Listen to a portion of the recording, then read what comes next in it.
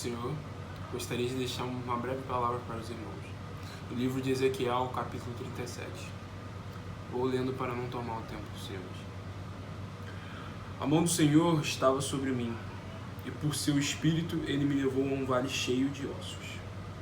Agora pulando para o versículo 4.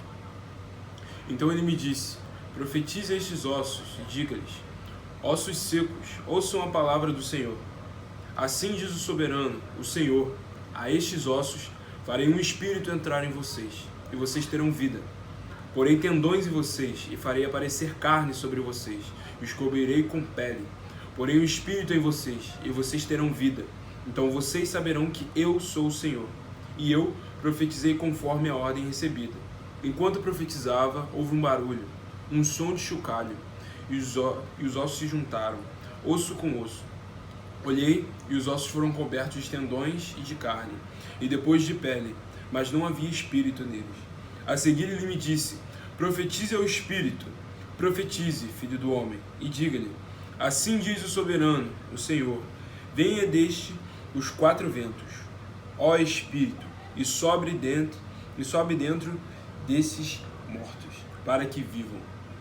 Profetizei conforme a ordem recebida, e o Espírito entrou neles. Eles receberam vida e se puseram em pé. Era um exército enorme.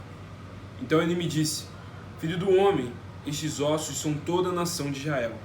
Eles dizem: nossos ossos se secaram e a nossa esperança desvaneceu-se. Fomos exterminados. Por isso, profetize e diga-lhes: assim diz o soberano, o Senhor: ó meu povo, vou abrir os seus túmulos e fazê-los sair. Trarei vocês de volta à terra de Israel. Pai querido, Pai amado, graças te dou por mais dia de vida. Senhor, eis-me aqui, meu Senhor Jesus, totalmente indigno, Pai. Meu Senhor Jesus, totalmente imerecedor, Pai, de sua graça, de sua misericórdia que nos alcançou, meu Senhor Jesus. Pai, verdadeiramente, Pai, me prostro diante de Ti, meu Senhor Jesus, para pedir misericórdia, Pai. E Deus, que no nome do Teu Filho amado, o Senhor possa me usar, meu Senhor Jesus, nessa Tua palavra, Pai. Que o Senhor possa falar verdadeiramente com o Teu povo, meu Senhor Jesus. Meu Deus, meu Pai, que eu possa ser apenas um instrumento, meu Senhor. Usa-me, Pai, de acordo com a Tua vontade, o Teu querer. Eis-me aqui, meu Senhor Jesus. Meu Deus, meu Pai, que não possa ser eu, mas sim o Teu Espírito Santo através de mim, Pai. Em nome do Teu Filho amado, Pai. É tudo que eu te peço e já te agradeço, em nome do Teu Filho amado. Amém. A palavra vem falando sobre quando o Senhor ele leva Ezequiel a um vale de ossos secos. E nisso é uma visão que Ezequiel tem. Só que vai falando o motivo de o povo de Israel, que é uma coisa muito importante de destacar. O povo de Israel ele estava espalhado. Por quê? Por causa de desobediência. Vem falando que eles estavam espalhados, e vem falando que, lendo o livro de Ezequiel, vem falando que eles se tornaram propriedade das de outras nações. E nisso até entraram em conversas maliciosas e calúnias. E nisso o Senhor ele leva Ezequiel nesse vale que só tinha ossos secos. Ezequiel olha aqueles ossos e não entende de primeira. E nisso o Senhor leva ele a outro vale, que tem mais ossos secos, e Ezequiel continua ainda sem entender. Só que então o Senhor fala que aqueles ossos eram a nação de Israel. E nisso vem falando, eles dizem: nossos ossos se secaram e a nossa esperança desvaneceu-se, fomos exterminados. E outras traduções falam que eles murmuram também. Mas o que o Senhor ele quer falar através dessa palavra? Verdadeiramente, quando eles falam que nossos ossos se secaram, o Senhor verdadeiramente me ajudou a entender que, quando eu li esse versículo, eu me lembrei daquela doença chamada osteoporose, que é justamente uma fraqueza nos ossos. Aqui eles estão falando justamente sobre eles estarem frágeis, sobre eles estarem vulneráveis, sobre eles verdadeiramente, por estarem espalhados, ou seja, eles não estão em sua zona de conforto, eles estão em outro local, eles estão sendo, aqui fala, se eles se tornaram propriedade, ou seja, eles eram escravos dos outros povos, ou seja, eles eram caluniados por serem escravos. Eles eram colocados em conversas maliciosas por ser escravos. E nisso, de tanto eles viverem nessa escravidão, nessa miséria, ou seja, uma vida de escravo, estar totalmente sujeito e submetido às ordens, à vontade de outrem, vem falando aqui, a nossa esperança desvaneceu-se. Ou seja, eles verdadeiramente perderam a esperança, porque por estarem longe de sua casa, por estarem longe da nação de Israel, ou seja, daquela região que pertencia a eles, a região que eles tinham nascido, e passar por toda aquela situação de ser escravo, eles perderam a esperança. E ele fala, fomos exterminados, ou seja, fomos aniquilados, fomos destruídos. Mas o que o Senhor, sempre com sua palavra de acalento, e ele também fala conosco nessa palavra, a partir do versículo 5, a esses ossos farei um espírito entrar em vocês. O que o Senhor ele quer dizer? Ele quer dizer que ele fará entrar vida, ele dá forma, ele dará forma. Ou seja, aqueles ossos que antes estavam frágeis, que antes estavam vulneráveis, ele vai dar forma, ele vai dar força, ele vai dar vigor. E nisso ele ainda fala, e vocês terão vida. Aqui o Senhor, quando ele fala de vida, é aquela mesma vida que ele fala sobre vida e abundância. Mas nesse caso, como eles eram escravos, ele está falando de vida digna. Ou seja, uma vida onde eles estão na nação deles, onde eles têm uma vida digna, onde eles estão totalmente submetidos à vontade de outra pessoa, onde eles não são escravos. Então, o que o Senhor ele quer dizer? O Senhor ele quer falar para você que verdadeiramente você não perca a esperança. Por mais que você esteja fora da sua zona de conforto, por mais que você esteja sendo caluniado nesse lugar, por mais que você não esteja em casa, que você esteja em outro estado, o Senhor fala que para essa situação ele vai dar forma, ele vai verdadeiramente resolver, ele vai dar uma vida digna. Como ele fala que porei ossos, tendões, ou seja, aquilo que era só um osso, ele começa a dar forma. E nisso o próprio Ezequiel fala que dos tendões formaram carnes, ou seja, começou a formar um corpo humano. E no final ele fala para Ezequiel profetizar.